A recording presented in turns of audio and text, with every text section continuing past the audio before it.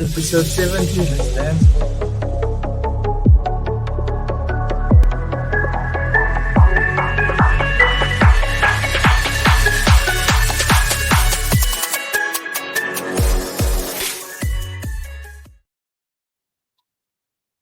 Yo, welcome back to episode 70 of the 343 podcast. I'm your host, Jason. It's been a hot minute. I've been a bit MIA, some personal things happening there, but happy to be back. As always, I'm not alone. I'm joined by my trusted sidekicks. AF, how's it going, bro? I'm good, man. I'm good. This Euros is something that I can't wait to talk about. So yeah, I can't wait to get stuck in with this one. But most importantly, missed you, pal. Sure. Well, Mr. Banter that comes with this little podcast that we have going here. Riyaz, how's it been, pal?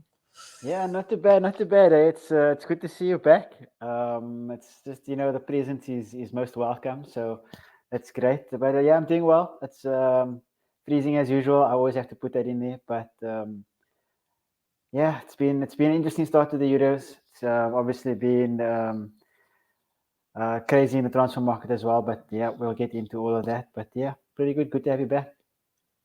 Good to be back, man. Yeah, so in my absence, these guys have held it down very sufficiently. Postseason always tends to be a bit hard, because content becomes a bit thin. But thankfully, with our new segments, we hope that everybody's enjoying it. So basically, it's the transfer rundown. We have a few rumors that we'll be chatting about. We've got the Premier League fixtures that were announced. It feels like the season just ended, and suddenly we have the fixture list already.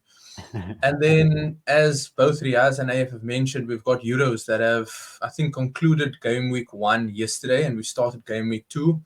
So there've been a lot of interesting things. So yeah, let's get stuck right in. AF, we're talking about transfers, we're talking about the rumors. This is the silly season, as it's been dubbed. What's passed across your desk in terms of rumors and in terms of transfers?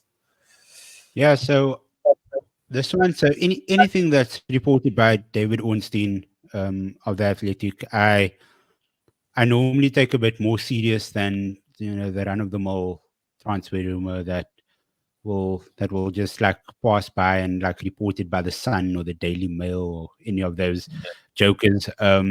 So yeah, the story is about a lad called Josh Zirkzee, Dutch international. Is Man United are, or as per the report of David Ornstein, Man United are exploring the deal for Bologna striker Joshua Zirkzee. Interest is advanced and dialogue with the strikers camp. 23-year-old is among multiple options, but there has been no club-to-club talks yet. But United are considering an approach and aware that there is a 40 mil buyout clause. I don't know if you guys have watched this fella play. Buckets and buckets of talent. He looks quite raw still. So in a way, it's a good talent to for the price of 40 mil. That's a joke in today's market.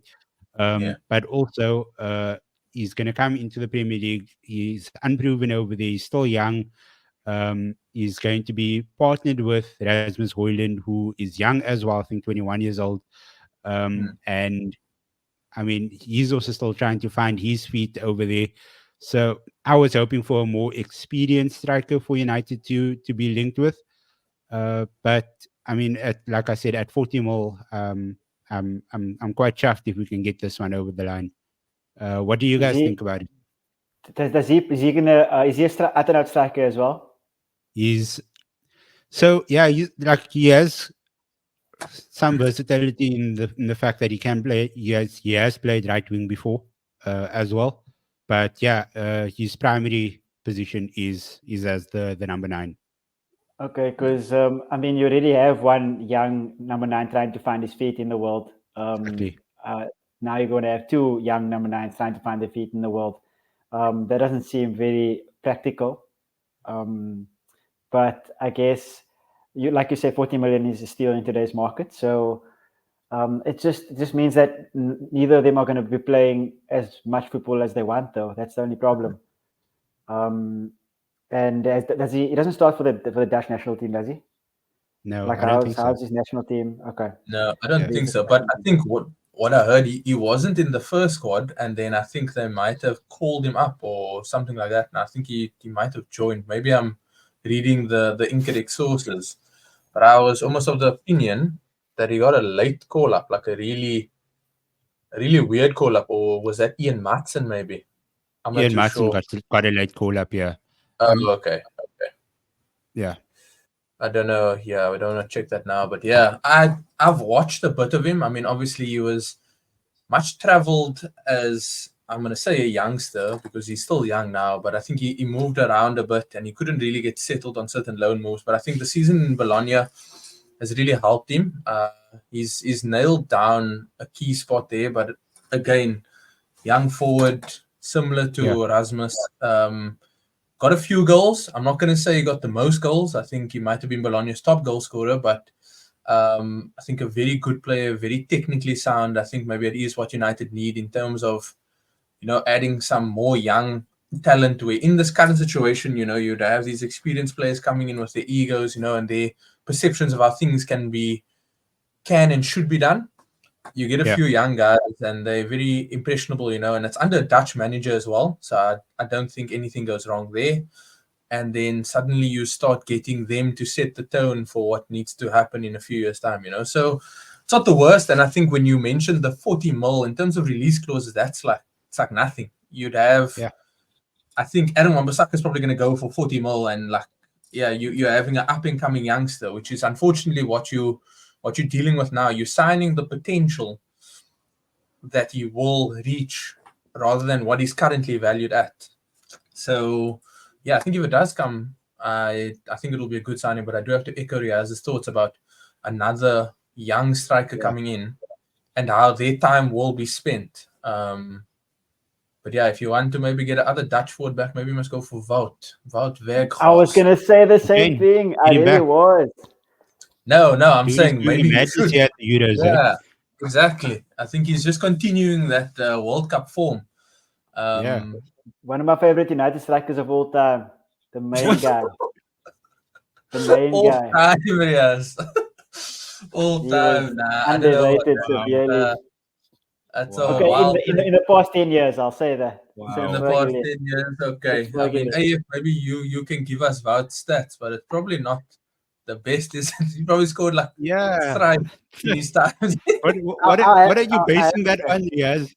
I have a stat, and I've always had the stat because I saw it one day randomly when I told you Ronaldo saga was happening, and it said something. I'm gonna make up the stats now because I can't remember the exact ones, but it went something along the lines of Ronaldo 17 starts, 10 goals, United 13 goals or something like that, right? Weghorst, the same amount of starts, maybe 3 goals, but United like 22 goals. So with him, United were better as a team than when Ronaldo was playing. Yeah. You know what I mean? So that kind of just set me into a whole spiral of watching his games and watching his off the ball play. And we also had the most pressing time, like this pressing was like the best of all the strikers in the league. I would agree with you there. Yeah, I would agree with you there. Like his pressing was great. The off the ball play, like dragging strikers away, giving Bruno the space that he needed. That was amazing. But I do also, because obviously I watched every single game, I do know all the chances that he's missed as well. So that part of his game, I mean, if you're saying one of your one of your favorite strikers at United of all time. No. Oh, it's since Ferguson left. Yeah, I don't have much to choose from there. So I mean, I like the top of that list immediately. Yeah, that's true. That's why I said one of. I didn't say the best. I mean, but I'm a sucker for off the ball play. Like I love when people work off the ball. It's one of the reasons why I'm kind of low-key, even though I despise him at Chelsea, it's one of the reasons why I'm starting to absolutely love Kai Havertz because of that exact thing, because of his off-the-ball work. You didn't want to believe me. Play. I see it now. we need to go back to the video where AF spoke about Kai Havertz signing with Puma and how that Yeah. was going to kickstart his career. Because I kid you not, every time I watched him in the latter part of the season, I'm thinking back to that clip the whole time, and I'm like, AF was onto something. And then the first game of the Euros, Kai goal and assist, and I'm like, AF is onto something. AF was on something. And yeah, no, but I think you just like old fashioned number 9, man. I think you just like stick the ball long, drop it down, get it wide, get to the end. You sound like Sean Dyche here. This woke nonsense, inverted fullbacks, false nines. That doesn't agree with you. You're old school guy. Well, technically, Kai is a false 9. Technically. Yeah. So yeah. so I'm warming up to it slowly. As long as they put in the effort. Like I still like. I'm not gonna say I didn't like Kane, but I mean, Kane, for all his good stuff, he was not a pressing number 9. His off the ball play is horrific. We saw it in. I don't want to talk about the Euros a bit early, but we saw it in the first game of the Euros. Like his off the ball play is shocking. Yeah. So, I mean, Havertz just has everything, and so did Vegas, I suppose, to get back on point. Nah, okay, fair. But now that you're still on point, what's a transfer that you've noticed that might be picking up steam or that you'd want us to maybe keep an eye out on? Yeah, since we are with United, I thought we might as well stay with them. And someone who was very unlucky, in my opinion, I thought he should be definitely at least in the squad of the England team. And that's Jared Branthwaite. I think that he's had a stellar season for Everton this season. He's been human along with Pickford, I guess, which I despise Pickford, but he also had a great season as well. I have to give credit where credit is due. The two of them, as with Tarkowski, were amazing for Everton. So I was very surprised. And with the lack of Maguire, I thought that maybe Branthwaite was kind of a shoe-in to get into that squad. Yeah. But it wasn't to be, I suppose. They went with someone else. Actually, they went with I don't want to get into the England squad, but they went with Ivan Toney, which was weird for me. But in any case, yeah. So Braithwaite currently, his whole situation is that Manchester United are currently obviously looking for a centre back since Varane is now gone, and I think Evans. I don't know if Evans has signed that contract yet, but he might sign the contract or whatever. No, yeah, I think they're trying to look for other options first and trying to make a decision on how many centre backs they can get in before actually offering Evans that contract. And I think they first So United's first offer apparently was around 35 million for the young English centre back, which is I mean, last week we spoke about this Rafinha plus 20 million for Kobe Manu. I feel like that's on the same. That's on the same Rafinha level. plus 8 million. It's not on the same level. Okay, so I accept that. That was way less. But this is almost like that's a bit of a slap in the face. At 35 million, Everton kind of have him in the same bracket as Gvardiol and what was the other one? I can't remember the other centre back. But I think they have him in the same kind of price range, which is about 70 million, just over 70 million. And Wesley Fofana was the other one. They have him in kind of that kind of price range, which is honestly it's a bit much for me. Like I understand like he's important to the squad and things like that. But 70 million is maybe a bit much for a one season proven. It's not really fully proven, I would say. So a one season proven centre back in Branthwaite. But saying that 35 is way too low. I think around the 50 million mark is more like we can talk about it, 50 to 60 million. And I think United need him as well. They need a centre back, a decent one to kind of go next to Lisandro. The problem with that is Branthwaite and Lisandro play in the same position. They're kind of both left centre backs, which is why I feel like United maybe won't go for that anything over 50 million for him. Because obviously if Martinez is fit and available, he starts every game for United. So because he's their best defender. So I think looking further down the road, I think United will probably use their money for a different centre back. I don't know where you guys are going to look for one. Maybe that Todibo fella. I think you guys have been linked with. Yes. So there's actually a few that we are linked with. Todibo. That's I think he's more likely to come to United than Branthwaite.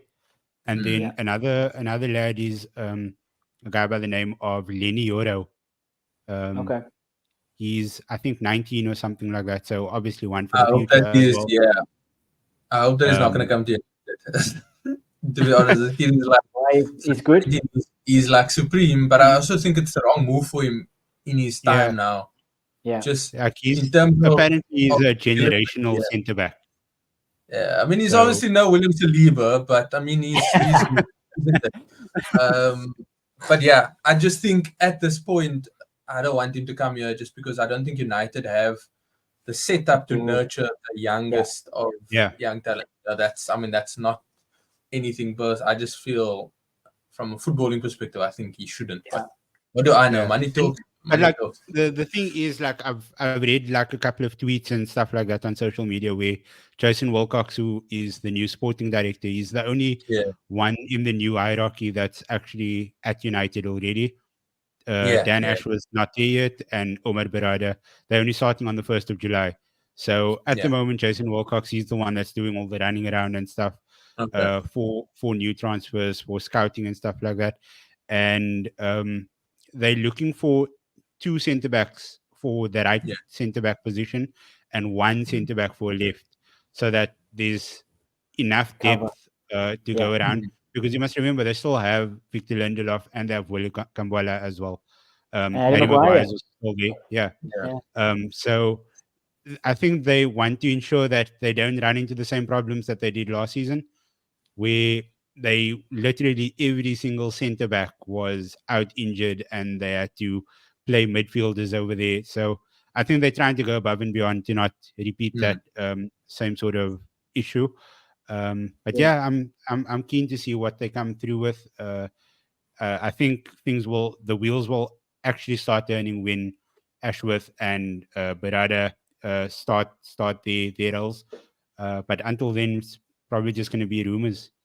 A quick 2 questions for you, AF. A quick 2 questions. The first one is, how much would you be willing to pay for Jared if like you? First of all, do you want him, and how much would you pay for him? So if he's going to be back up to Licha, which I think would probably be most likely, then I think nothing above 55 million. I think 55 million should be like the ceiling over there.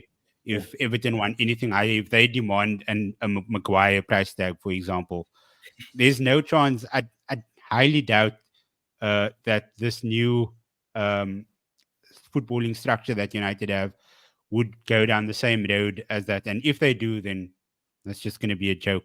But I highly doubt that happens. So yeah, I think 55 million. That's the ceiling. And then my last question is something that we haven't actually discussed yet, which is, how happy are you that Erik ten Hag is staying? Woohoo!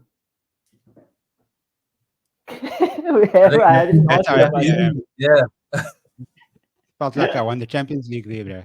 No, I'm joking.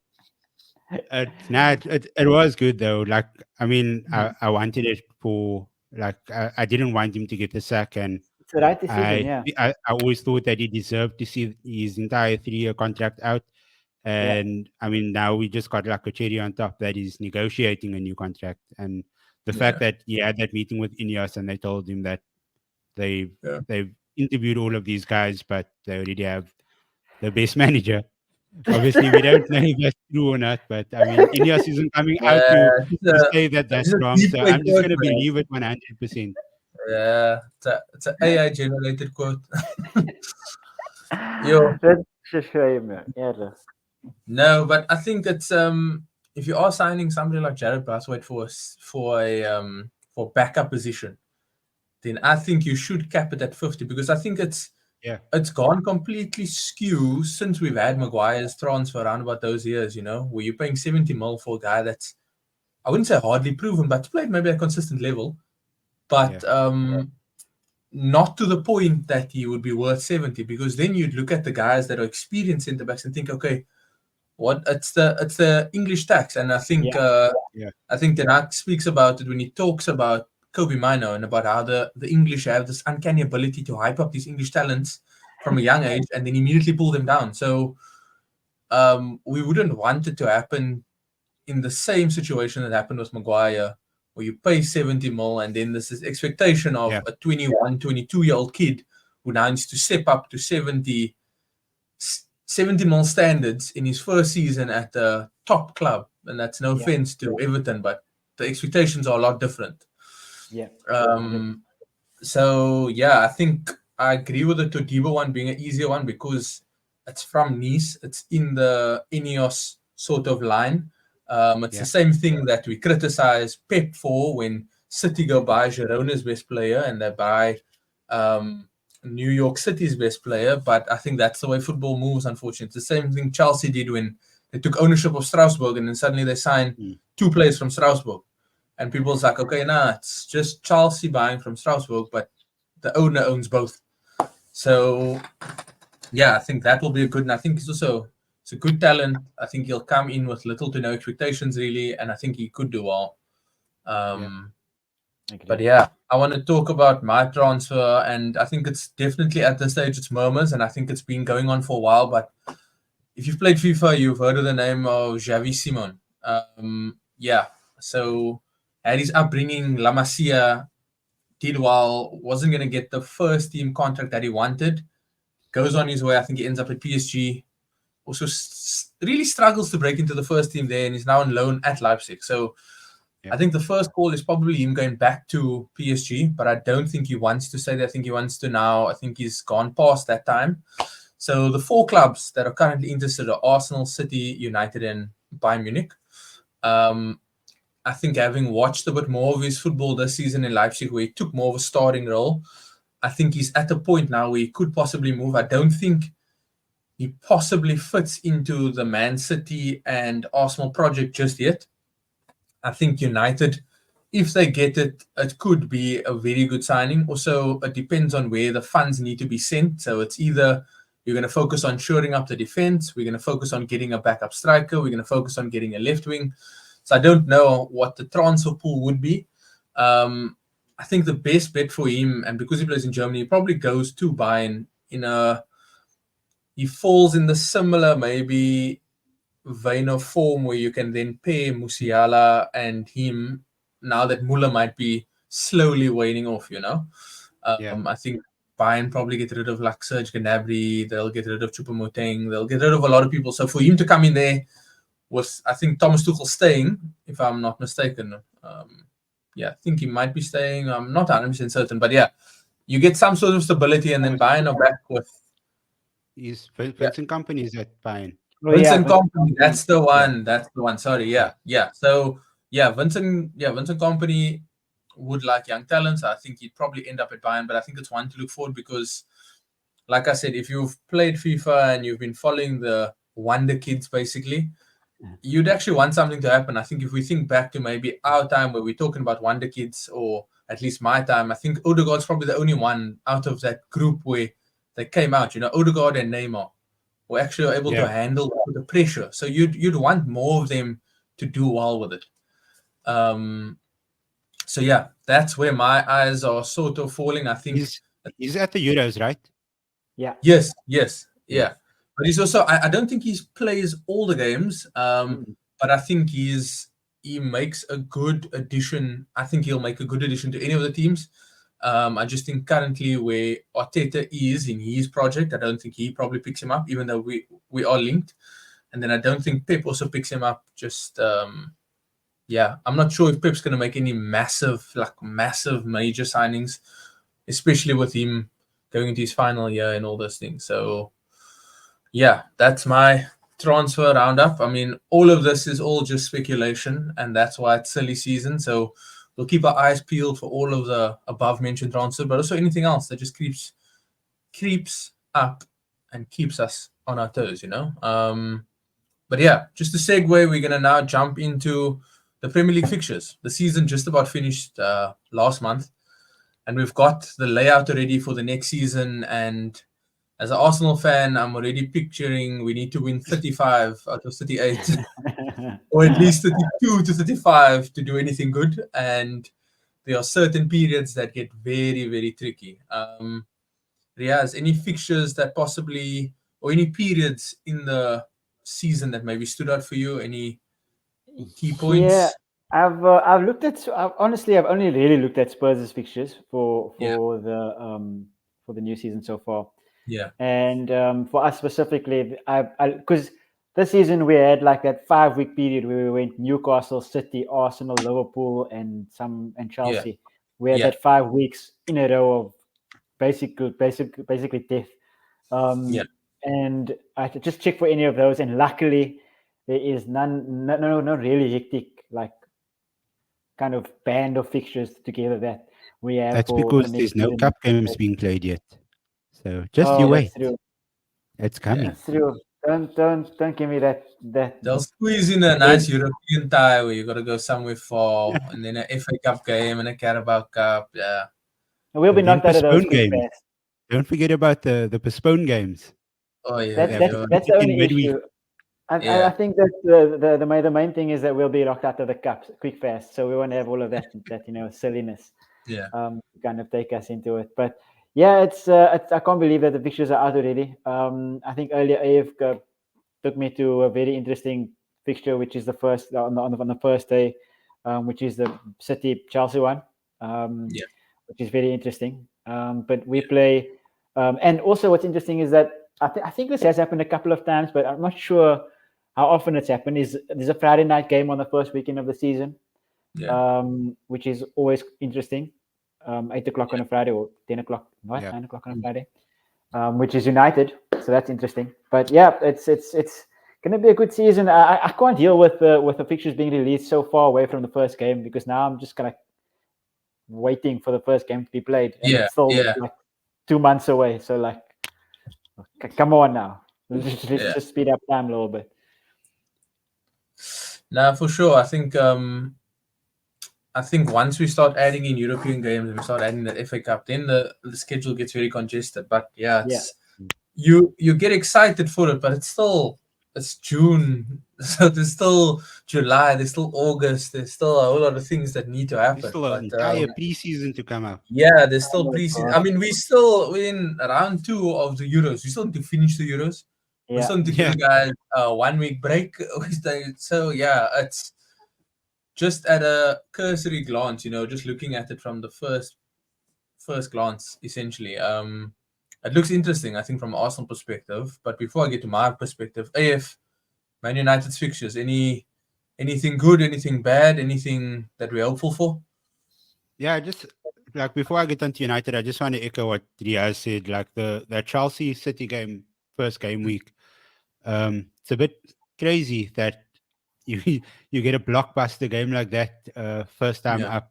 And it's normally the team that wins the Premier League who normally gets or who normally hosts a promoted team. If I'm not mistaken, that's like more often than not that happens. But yeah, it seems like they decided to pair City up with the bottom of the table team instead, which isn't a bad thing. I think, I don't know. So I'm excited for that one. But yeah, United opening up the season was a nice surprise. That's quite cool. But yeah, third game week we have Liverpool, so that's also early doors, getting that out of the way, and then the fourth game week is the North London derby. So a lot of blockbuster games early on. Yeah, we better lose that game against Arsenal, because otherwise we're going to give him a title. Oh God! Nah, not even that, man. I think if Spurs get a positive result and Spurs going to win the league. I remember last season, it was a 2-2 draw at the Emirates, and it's like Spurs are on track to beat the invincible record or something like that. Or they had a better start to the season, and it's like, these stats are pointless, man. Arsenal led the league 2 seasons ago all the way till March. They got nix. We had our best start to the season we've had, so it means nothing, right? But yeah, touching on I think we had a Chelsea Spurs game that started the season before, and then I think last season was Chelsea Liverpool maybe on the first day. So there's a few big games. From an Arsenal perspective, the first 6 are a bit tricky, because I think the second game week we go away to Aston Villa.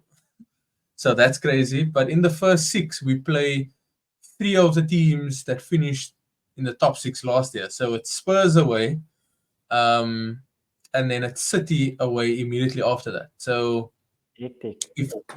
if by some long shot, we're making it out of August and September, I think we should hold our head high, right? Because from September on, you now get all the other competitions being grouped in. So you don't want to start falling behind, because I think, as shown with Liverpool, with City, with Arsenal, you can't give too much of a gap. Because then it almost becomes unassailable, unless you're Arsenal, you're just going to give the title to somebody, which hopefully next season's not going to be the case. But yeah, I think the other big fixture for me that I found was in the month of May, we go to Anfield. I think it's the 3rd of May, maybe. And that could be very pivotal. Just based on the assumption of the last few seasons, I think going to Anfield is never nice. But then going to Anfield in what could be the last little bits of the run-in will be a bit crazy. So, yeah, it's definitely just ones to peg in, but it's still a year away. So it's still good. Let's just leave it there. I think they've now created enough hype to have enough talk about this league now. But yeah, let's see. It's still going to be the same refs. It's still going to be the same VAR issues. It's still going to be the same 115 charges.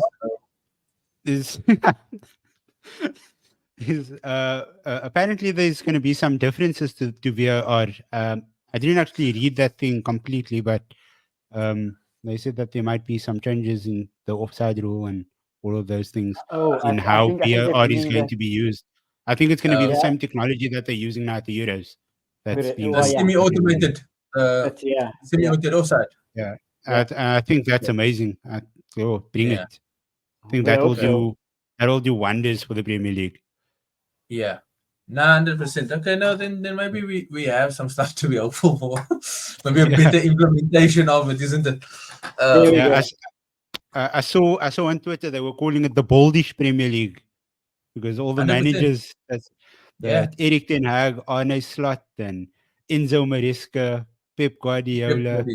Just get Arteta to shave his head also. I never. Okay, let me tell you now, that bra has been in the cooker now, and his hair has actually grown more luscious. That's actually, he's got a fuller head away. He has the same hairstyle for like 20 years. I don't think it's changed. I actually think that he's the one who gave Rob Holding that tips on how to maintain your hair. Nah, but I think Rob took a cheeky trip to Turkey, bro. 100%. Because him, Gabriel, suddenly these guys have hairlines now. I think that could partly be why Salah cut his hair, to be honest. And that's my little conspiracy theory. Because if you want to do that sort of treatment, you have to cut your hair so that they can then put the roots in. Yeah. Not that I've done. This is just... But yeah, Salah's hair suddenly looks... looks suspiciously healthy again. And suddenly there's not... Yeah, man's basically got a trim again, which is wild. Yeah. We all remember David Silva. Guy went full Michael Schofield, and then like 2 months later he has the thickest like lawn on his head. Yeah. You're going to take some tips from them. You take some tips from them. Look here, this is a safe space. If you need to maybe disappear for a few months, let us know. Well, I have like this grand review, almost like you unlock like a ultimate card player. Yeah, coming back. All of these things, and you come back here looking like Rob Holding, bro. Perfect. Oh, I'll take it. I will take it all the way to the bank. But yeah, so that's Premier League fixtures tick. We've now just got the Euros that have started. We've seen crazy games. We've seen a few duds. We've seen a few teams stumble across the line. So instead of nitpicking each and every game, we're going to just ask the boys just to give us just a few initial thoughts, and then just a game that possibly stood out for them. So AF, we'll start with you. So yeah, for more often than not, this Euros thus far has been super entertaining. If anybody's been following my tweets, then like you'd see like how I've been enjoying like majority of these games. It's not cut and dry. I think my favorite one was yesterday's game between Georgia and Turkey. That was hands down one of the best matches I've seen in a long time in terms of entertainment. Yeah. Both teams were giving it their all. They wanted to win it until the very end. And I mean, those last like couple of minutes, that last minute with Georgia almost equalizing.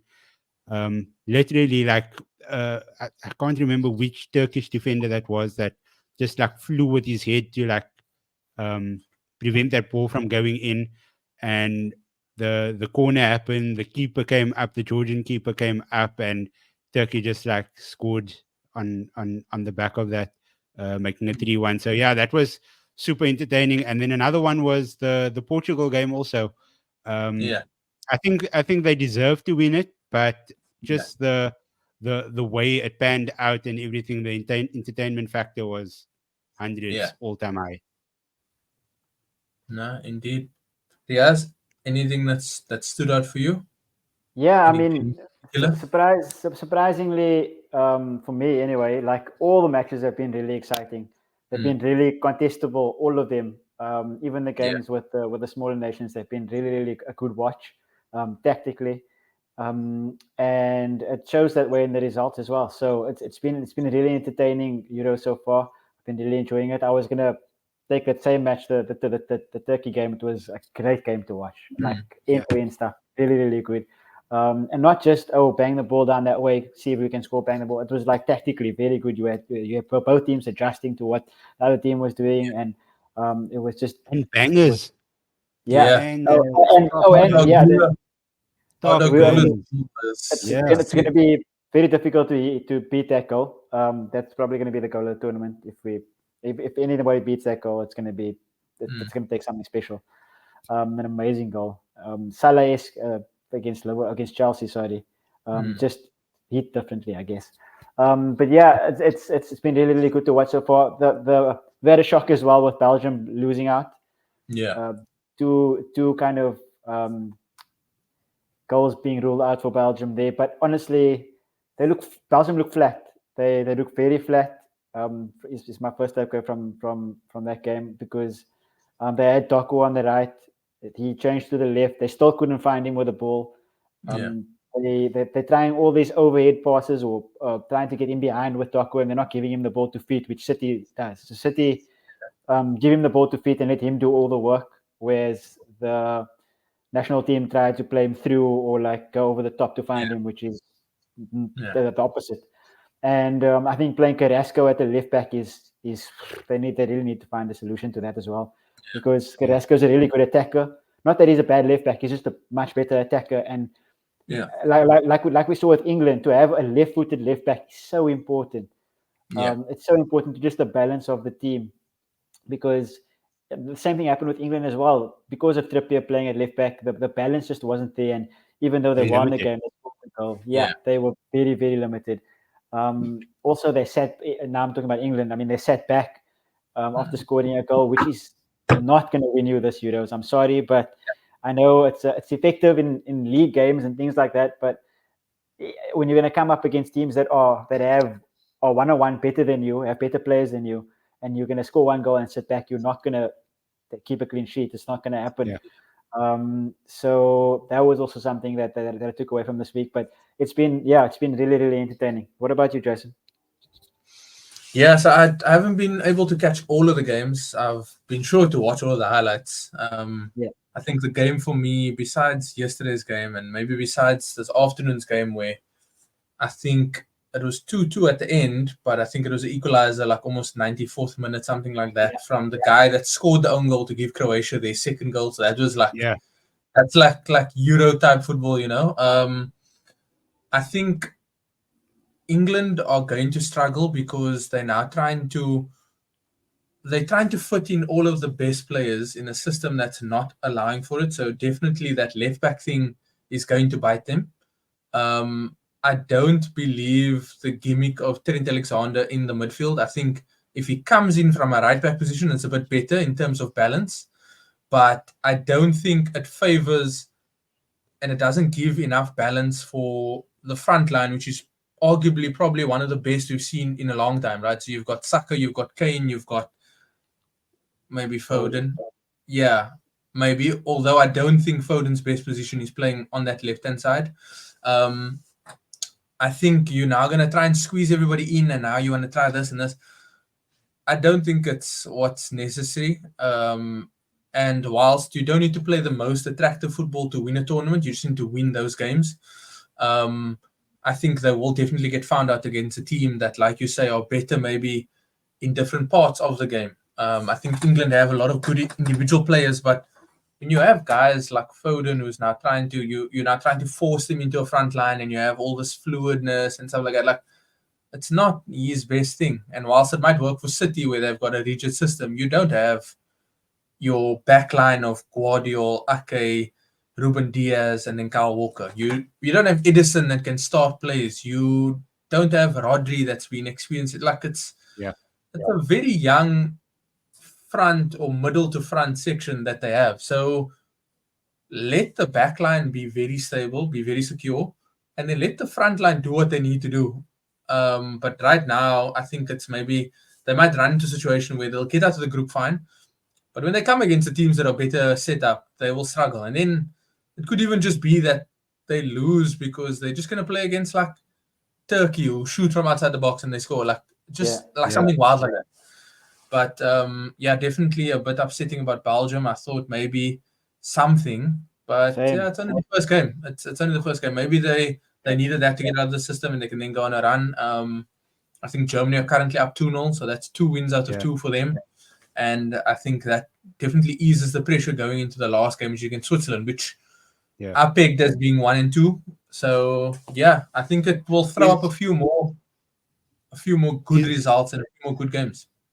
Yeah, is just going on that earlier result today, does that mean Croatia's out of, or do they need a miracle or something to go their way? I think they need Spain and Italy to lose.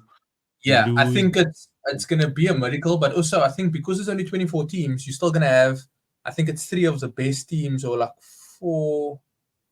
I'm not too sure, but best place third also get in some way. So I think because there's 6 groups, because there's 24 teams, 6 groups of 4, your top 2 go through, so that's 12, and then 4 teams that are the best place third then make up the last 16.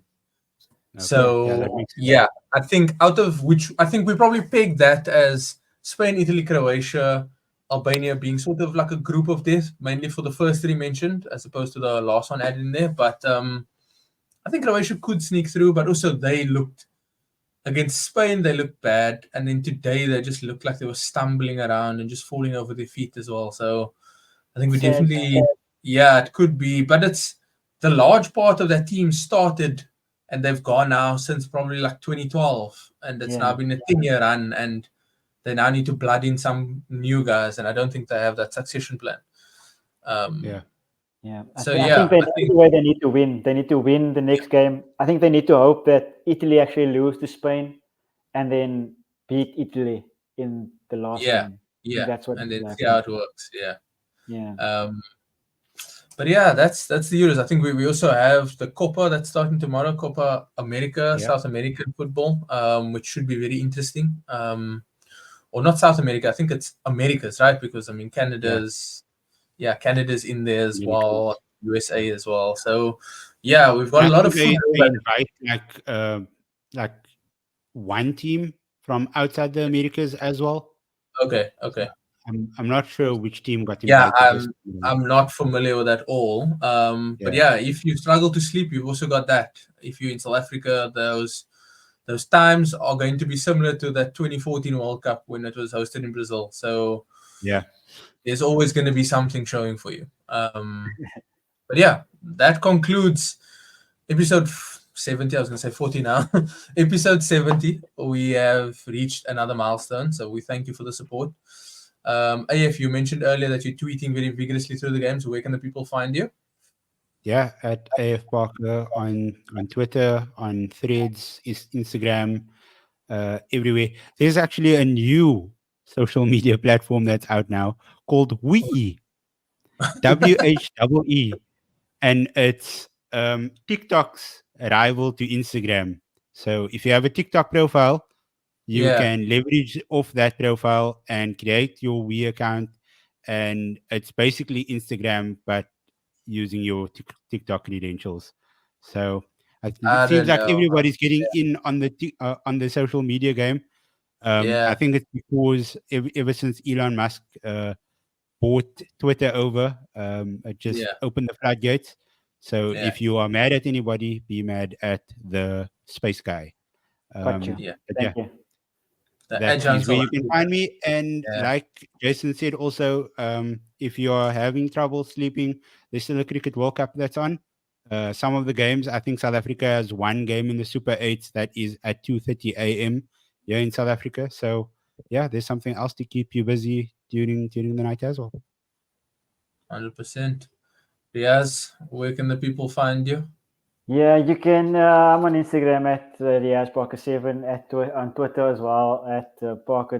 What is it? Parker_Riyaz on Twitter, I think. Something to do with that. If you tweeted me, I'll tweet at you. How about that? I'll try my best to engage. But also, Jason, because you weren't here for a couple of weeks, I didn't get to hear who you think is actually going to win the Euro. So if you could oblige me quickly and just Well, let me know your opinion on this situation.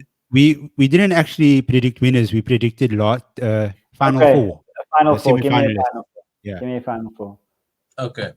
Final four quickly. I'm gonna go Germany. I'm gonna go Spain. I'm gonna go England and France. I don't know if they at all match up anyway. Yeah, If I they also do didn't know probably with play my each pick. other, yeah. But these are who I'm suspecting would be the top four teams. Yeah. That should. But yeah, I think it's definitely up for some sort of upset, and I'm looking forward to that 100%. I think the biggest game that we might have now coming up is probably, I think, Friday. I think France play Netherlands, if I'm not mistaken. Yeah, and Ooh. then Spain, Italy is tomorrow, I think. Tomorrow. Yeah. Yeah. So yeah, I think it's going to be a good run. I think England play Denmark, and then Italy, Spain, and then I think the Copa kicks off as well as Argentina. I think against USA, maybe Canada, one of the two. But yeah, those are my final four. People can find me at Jason_Ronnie, Jason Ronnie on TikTok, I think, if I'm not mistaken. And then we are obviously at Sportycast on all of your main platforms. I'm going to try and be a bit more active. Like I said, I'm not watching all of the games. It happens at a weird time. 3:00, you have a meeting, but there's also Croatia against Albania. And then 6:00, you're sitting down to have supper with the family. And then there's a Germany against Hungary, So we are trying to make it work for us here in South Africa. But yeah, at us. Let us know what your thoughts are. Let's interact. Let's start getting some thoughts going around Euros. What we're thinking about the semi-automated offside and its implementation that will come into the Premier League. Yeah, and then as always, thanks for the love, thanks for the shares, thanks for the likes. It's something very small, it's something very simple, but to us it's massive. It means that we are reaching people, and all of the likes mean that, okay, we actually are on the right path. We are talking about stuff people like. And if you dislike it, then rather keep that to yourself, man. Don't let us know about it. But yeah, give us a sub, give us a like, give us a comment, and we'll be back with more content for you guys. So thanks. Cheers to you guys, and we'll catch you around. Peace.